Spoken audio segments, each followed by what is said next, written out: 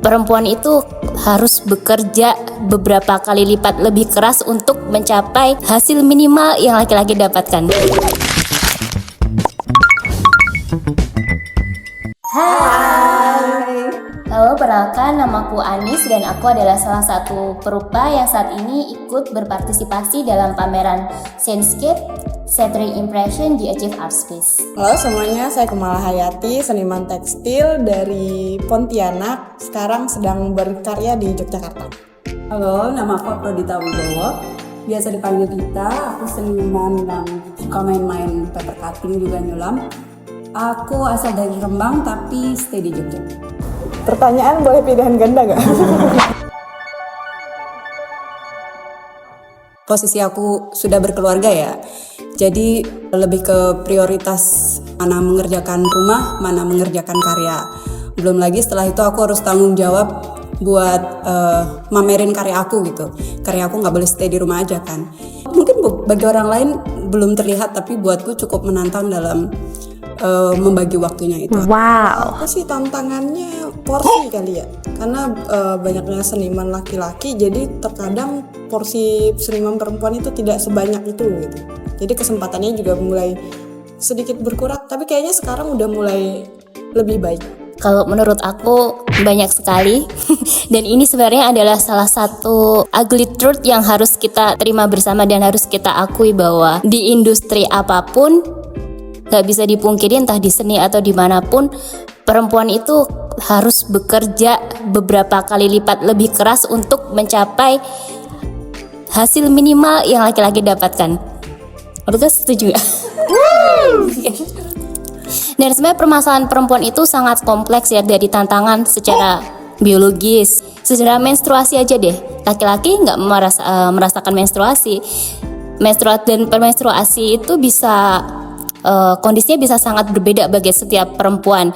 Ada yang mereka bahkan sampai nggak bisa jalan, depresi juga karena perubahan mood yang sangat ekstrim, dan tentu saja kan itu sangat berpengaruh terhadap produktivitas karya yang memerlukan kestabilan fisik dan juga mental. Jadi katakanlah dalam laki-laki nih bisa mereka dalam 1 bulan secara fisik full tuh mengerjakan karya. Wanita mungkin waktu produktifnya mungkin cuma 2 minggu karena ada menstruasi, ada premenstruasi juga, dan itu sebenarnya kadang dianggap sebagai sesuatu hal yang dibesar-besarkan, padahal itu bukan hal yang mudah gitu untuk kita jalani. Secara konstruksi sosial juga seolah-olah perempuan itu memiliki lifespan yang lebih pendek gitu dari laki-laki. Laki-laki katakanlah kalau umur 30, 35 gitu mereka masih striving gitu di dunia seni, mereka seolah-olah masih memiliki banyak kesempatan. Coba kalau kita umur 30, seolah-olah waktu kita udah akan segera habis gitu.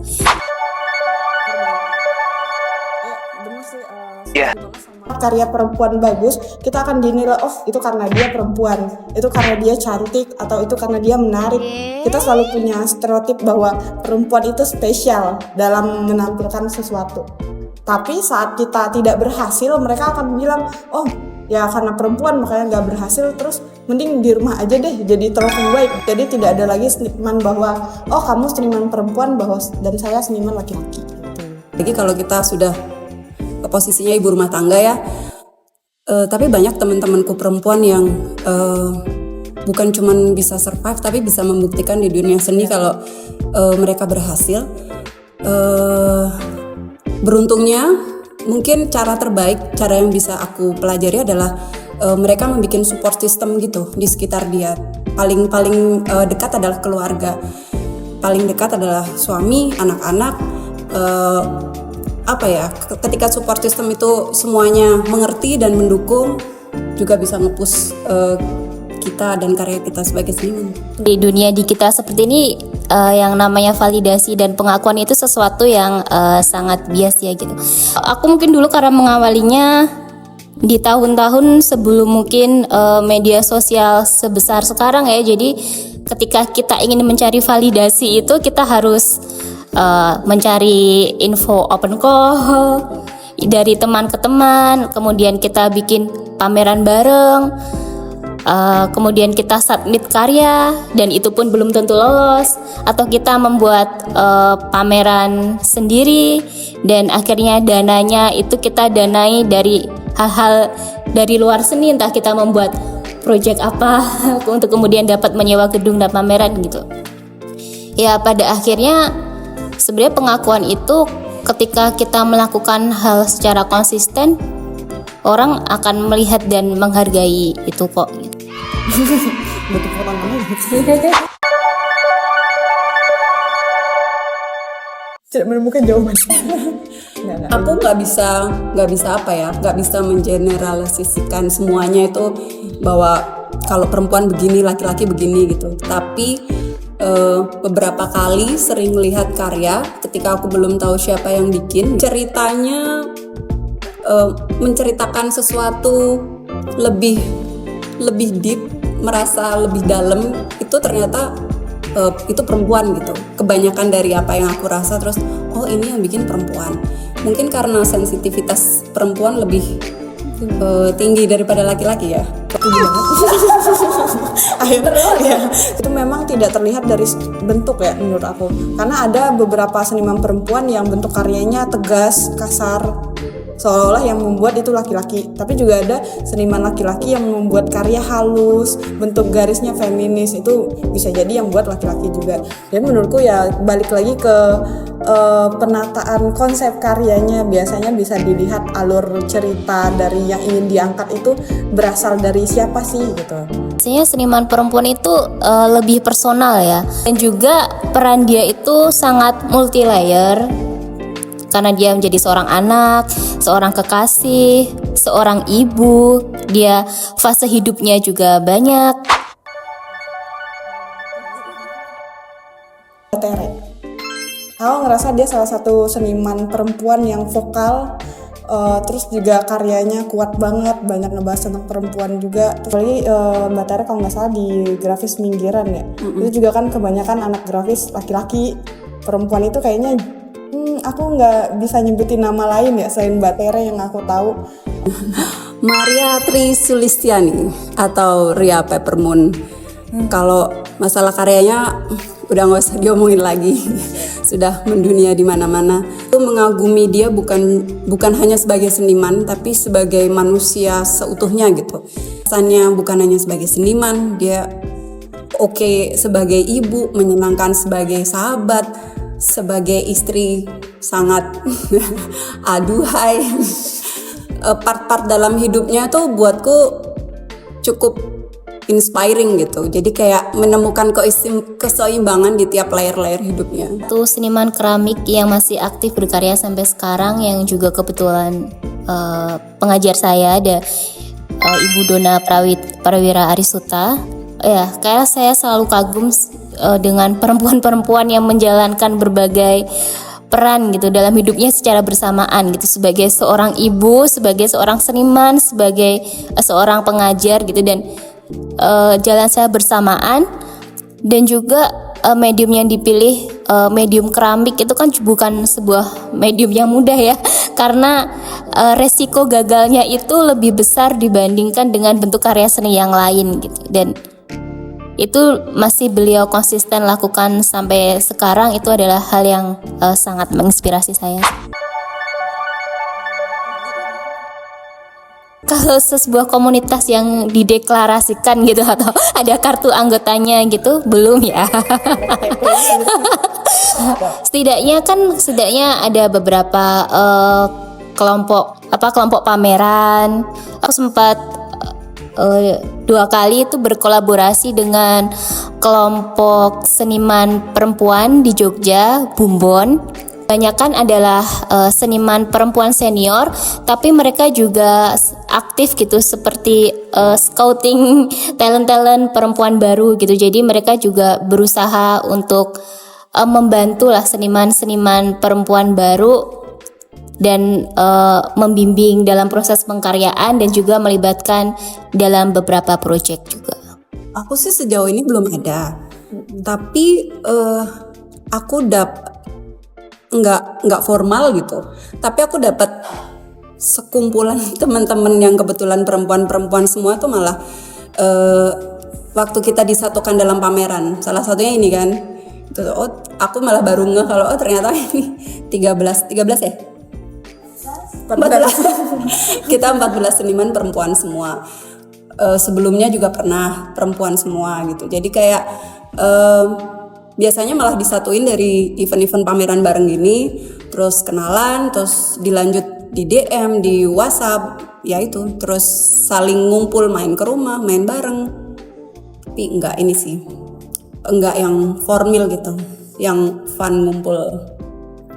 Kalau aku sendiri sih sebenarnya untuk komunitas perempuan itu nggak ada yang secara formal tadi ya, semuanya tergabung karena udah bikin pameran perempuan bareng-bareng, akhirnya jadi geng gitu. Juga tergabung di kolektifku namanya Matrahita, kita ngebahas tentang menjahit tangan, kain, tekstil, itu berhubungan erat sama perempuan gitu. Jadi dari sana kadang aku ketemu ibu-ibu yang kita ajak kolaborasi untuk ngejahit bareng, mengolah sampah tekstil bareng, di mana nanti baru tuh terjalin kayak komunitas perempuan saling berbagi melalui media jahit gitu.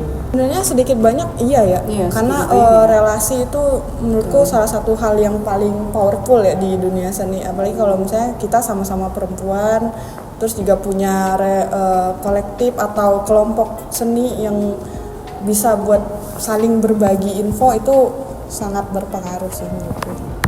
Sama. Oke, sama.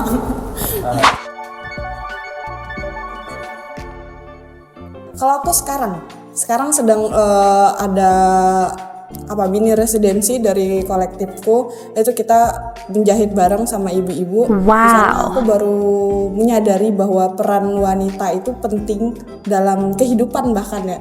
Jadi di sana banyak banget gimana pengorbanan ibu-ibu untuk melepaskan mimpinya demi mewujudkan mimpi yang lain gitu.